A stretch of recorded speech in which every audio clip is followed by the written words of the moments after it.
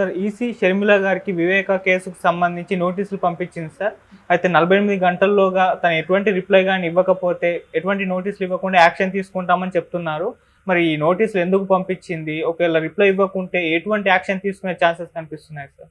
ఇప్పుడు ఈసీకి ఏమైందంటే, నేను ఇంతకుముందు కూడా చెప్పాను, రోజుకి 200-300 కంప్లైంట్లు వాళ్ళ మీద వీళ్ళ మీద వాళ్ళు చేసుకుంటూనే ఉన్నారు. అవును. మహా అంటే ఈసీ ఏం చేస్తుంది? నోటీసులు ఇస్తుంది.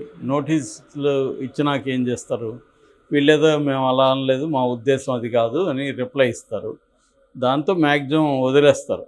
అట్లా వదలని వాళ్ళు ఏం చేస్తారంటే వీళ్ళ మీద కేసు నమోదు చేసి ప్రజా ప్రాతినిధ్య చట్టం అని ఉంటుంది, పీపుల్స్ రిప్రజెంటేటివ్ యాక్ట్, ఆ యాక్ట్ కింద కేసులు నమోదు చేసి పెడతారు.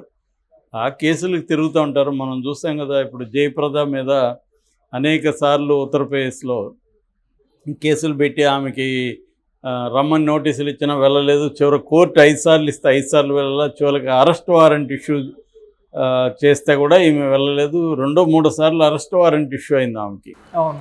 అట్లాగే ఆ మధ్య మన వల్లభనేని వంశీ, అతని మీద కూడా కేసు అయింది. ప్రత్యక్షంగా రమ్మని కోర్టుకు పిలిచారు. సో అలాగా ఫైనల్గా ఏముంటుందంటే, కోర్టులో మేము అలా అనడం కరెక్ట్ కాదని నమ్ముతున్నాము, పొరపాటే మాదని చెప్పినా కూడా ఏమవుదు వీళ్ళకేమి. ఎందుకంటే ఇప్పుడు మనకి రాజకీయాల్లో ఈ అసలు అత్యంత దారుణంగా తయారైనాయి. మామూలుగా అయితే ఇంక ఎలక్షన్ టైంలో వాళ్ళకి అలవాటు అయిపోయి విమర్శలు చేయకుండా ఎలా ఉంటారు ప్రత్యర్థుల మీద? అది వ్యక్తిగతం అంటే ఇంకా వ్యక్తిగతమే రాజకీయమైంది. ఇప్పుడు వివేకానంద రెడ్డి ఇష్యూలో షర్మిల మాట్లాడిన దాని మీద అవినాష్ రెడ్డి, తర్వాత మల్లాది విష్ణు, ఇటుపక్క దస్తగిరి, వీళ్ళు కంప్లైంట్ చేశారు. ఆల్రెడీ వాళ్ళు కోర్టులో కేసులు వేశారు. దస్తగిరి ఏమో హైకోర్టులో కేసు వేశాడు. ఇటుపక్క ఏమో సురేష్ బాబు అని కడప వైఎస్ఆర్సీపీ అధ్యక్షుడు, తను కడప కోర్టులో వేశాడు. కడప డిస్ట్రిక్ట్ కోర్టు దీని మీద నిషేధం విధించింది. వివేకానంద రెడ్డి హత్య కేసును ఈ ఎలక్షన్ అయ్యే వరకు ఎవరు మాట్లాడొద్దండి అని చెప్పింది. ఈ తీర్పుకు సంబంధించి సునీత చాలా ఆగ్రహం వ్యక్తం చేసింది. ఇదే ఎలా ఇస్తుంది కోర్టు ఇలాగా, నేను హైకోర్టుకు కానీ లేదా సుప్రీంకోర్టుకు కానీ దీని మీద వెళ్తానని చెప్పింది. నేను మొన్న చెప్పి ఆమె వెళ్తుందని, ఆమెకి ఇప్పుడు కోర్టులు బాగా అలవాటు అయిపోయింది కాబట్టి ప్రధాని కోర్టులకు వెళ్ళిపోతుంది. కాకపోతే ఏంటంటే, ఇప్పుడు పై కోర్టులైనా ఏం చెప్తాయి? మీరు వివేకానంద రెడ్డి హత్యను ఉపయోగించుకోండి ఎలక్షన్లో, అతన్ని హంతకుడని పిలవండి అని చెప్తుందా? మామూలుగా కోర్టులే అనేక సార్లు, సుప్రీంకోర్టే మీడియా ట్రయల్స్ చేయొద్దండి. ఒక కేసు కోర్టులో ఉన్నప్పుడు దాని మీద ఇష్టం వచ్చినట్టు వ్యాఖ్యానించి దాన్ని ఇన్ఫ్లుయెన్స్ చేసే విధంగా మాట్లాడొద్దని సుప్రీంకోర్టు అనేక సార్లు చెప్పింది. సో ఇప్పుడైనా సుప్రీంకోర్టు కడప డిస్ట్రిక్ట్ కోర్టు చెప్పిన దాన్ని చెప్తుంది. ఒకవేళ ఈమె వెళ్ళినా కూడా ఆమె వెళ్ళొచ్చేమో, కానీ దాని మీద కూడా చర్చ చేద్దామని ఆమెకు ఉండొచ్చు. ఎందుకంటే ఇప్పుడు ఎలా ఉంటుందంటే, మన వాళ్ళ టాక్టిక్స్, కోర్టు ఇలా చెప్పింది అని చెప్పి దాని మీద చర్చిస్తూ ఉంటారు. ఎలా చెప్పింది, అసలు ఎందుకు చెప్పింది అని మళ్ళీ అదే విషయాన్ని తీసుకొస్తుంటారు. వీళ్ళ ఉద్దేశం ఏంటి? వివేకానంద రెడ్డిని చంపింది అవినాష్ రెడ్డి అని చెప్పాలి. సో ఒక హంతకుడు అవినాష్ రెడ్డి, హంతకుడిని మీరు జైలుకి పంపించాలి కానీ చట్టసభలకు పంపిస్తారా అనేది ఆమె మాట్లాడుతుంది. అతడు హంతకుడని ఈమె ఎలా తీర్పు చెప్తుంది? ఈమె చెప్పడానికి ఎవరు? ఆయన హంతకుడా కాదనేది కోర్టు తేల్చాలి. కోర్టు తేల్చిన వరకు కూడా ఎవ్రీబడి ఈజ్ ఎన్ ఇన్నోసెంట్. ఇప్పుడు చంద్రబాబు విషయంలో కూడా మనం మాట్లాడుకుంది ఏంది, ఆయన తీర్పు వచ్చే వరకు ఆయన నిర్దోషే. అట్లాగే జగన్ అయినా, ఎవరైనా, ఎనీబడి.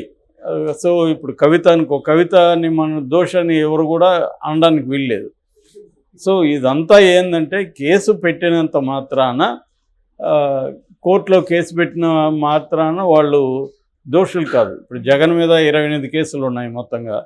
చంద్రబాబు మీద నిన్ననే అఫిడవిట్లో 24 కేసులు ఉన్నాయి. మరి చంద్రబాబు మీద 24 కేసులు ఉన్నాయి కాబట్టి ఆయన ఒక ఆర్థిక నేరస్తుడు కాబట్టి ఎన్నికల్లో పాల్గొనే హక్కు లేదని మనం మాట్లాడే పరిస్థితి ఉంటుందా? మాట్లాడకూడదు. ఎందుకంటే అతనికి ఏమీ ఒక కేసులో కూడా కన్విక్షన్ పడలేదు. జైల్లో ఆయన టైము స్పెండ్ చేయలేదు కన్విక్టెడ్గా. ఆయన జైల్లో ఉన్న 52 రోజులు కూడా ఒక ముద్దాయిగా మాత్రమే ఉన్నాడు. అంటే అక్యూజ్డ్ అంటారు, నేరాన్ని ఆరోపించబడిన వ్యక్తి. అటువంటి ఇది ఉన్నింది తప్ప ఆయనకేమి కన్విక్షన్ పడలేదు. అట్లాగే జగన్కి అంతే, జగన్ 16 నెలలు ఉన్నప్పుడు కన్విక్షన్ పడలేదు. కానీ ఏమైపోయిందంటే ఇక్కడ వాళ్ళని నేరస్తులని మాట్లాడడం కామన్ అయిపోయింది. సో ఇక్కడ ఎన్నికల కమిషను ఇప్పుడు ఆమెకి నోటీస్ ఇచ్చి 48 గంటల లోపల సమాధానం ఇవ్వకపోతే నీ మీద నేను నోటీస్ ఇవ్వకుండానే చర్య తీసుకుంటా ఉన్నారు. సో సమాధానం జనరల్గా ఇస్తారు. ఏమంటే నా ఉద్దేశం అది కాదు, ఒక నా సిస్టర్కి జరిగిన అన్యాయాన్ని నేను చెప్పదలుచుకున్నాను, మా చిన్నాయనికి జరిగిన అన్యాయం అది అనేది ఏదో ఇస్తారు. ఇంక మీదట నువ్వు మాట్లాడొద్దని చెప్తారు. మాట్లాడద్దన్నా ఏదో ఒక రూపంలో మళ్ళీ వాళ్ళు మాట్లాడుతూనే ఉంటారు. ఎందుకంటే వీళ్ళు నోటీసులు ఇస్తారు, ఏం జరుగుతుంది అనేది వాళ్ళకు కూడా ఉంటుంది. ఇక్కడ మనకి ఈ మధ్యకాలంలో జరిగింది వచ్చేందంటే only wantedly Modi government Rahul Gandhi మీద కేసు పెట్టి 2 ఏళ్ళు కావాలనే 2 ఏళ్ళు జైలు శిక్ష వేశారు. ఎందుకంటే మినిమం 2 ఏళ్ళు వేస్తేనే డిస్క్వాలిఫికేషన్కి అర్హత అనమాట. అందుకని రాహుల్ గాంధీని పార్లమెంట్ నుంచి బయటికి పంపించాలని, ఎలక్షన్లో పోటీ చేయకుండా చూసుకోవాలని చెప్పి ఒక ప్లాన్ చేసుకొని ఒక వ్యూహంతో వేయించారు కోర్టులో. అది సుప్రీంకోర్టు కొట్టేసింది. కాబట్టి ఆయన మళ్ళీ పార్లమెంట్కి వెళ్తున్నాడు, ఎలక్షన్లో కూడా పార్టిసిపేట్ చేస్తున్నాడు.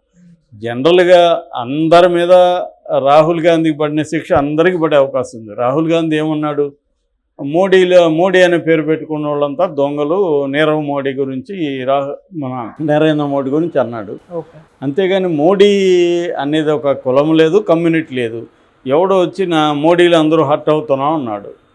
సో దాంతో ఒకవేళ మోడీ అనే పేరు పెట్టుకున్న వాళ్ళందరూ దొంగలు అన్నాడు కాబట్టి మోడీ అనే పేరు పెట్టుకున్న వాళ్ళందరూ హర్ట్ అవ్వచ్చు, తప్పులేదు.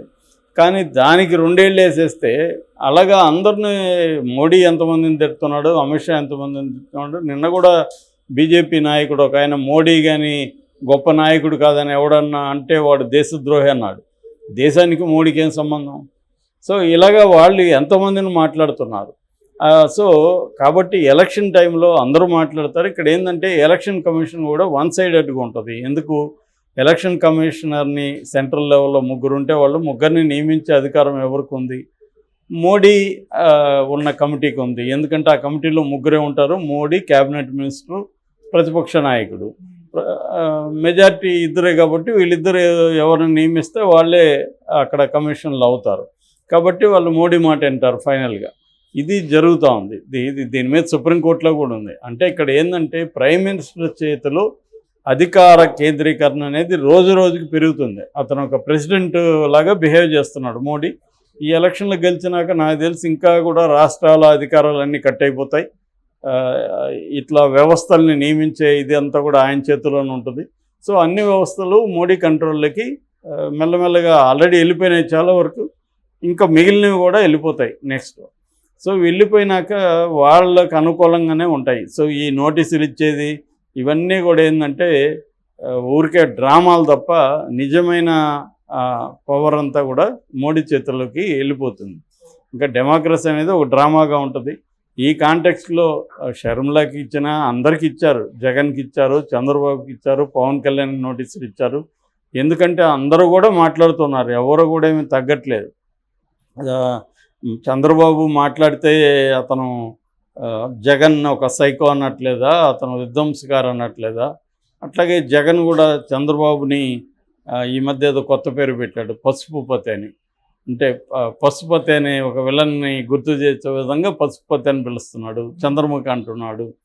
ఇంకా పవన్ కళ్యాణ్ 4 పెళ్ళిళ్ళ గురించి అనేక సార్లు మాట్లాడుతూనే ఉన్నాడు. అట్లాగే ఇంక పవన్ కళ్యాణ్ అయితే ఇంకా ఘోరంగా అసలు కడ్రాయిలతో నడిపిస్తాను, జగన్ని అధపాతాలను తొక్కేస్తాను, ఇలాగ ఇంకా అతను ఊగిపోతూ మాట్లాడుతున్నాడు. ఎవరు మాట్లాడట్లేదు. కాకపోతే ఏంటంటే ఇక్కడ వివేకానంద రెడ్డి హత్యలో ప్రత్యర్థిని హంతకుడు అనడం మాత్రం కరెక్ట్ కాదు. ఎందుకంటే నువ్వు తేల్చడం కరెక్ట్ కాదు హంతకుడు అని. ఇతను ఈ కేసులో ముద్దాయిగా ఉన్నాడు. ఇలాంటి ఒక కేసులో ముద్దాయిగా ఉన్న అతన్ని ఎన్నుకోవాలా లేదా మీరు తేల్చుకోండి అనే మాట్లాడచ్చు. ఎందుకంటే అతను కేసులో ముద్దాయిగా ఉన్నాడు. అఫిడవిట్లో కూడా వివేకానంద రెడ్డి హత్యకు సంబంధించి నా మీదుగా 2 క్రిమినల్ కేసులు ఉన్నాయని అతను అఫిడవిట్లో కూడా అవినాష్ రెడ్డి చెప్పాడు.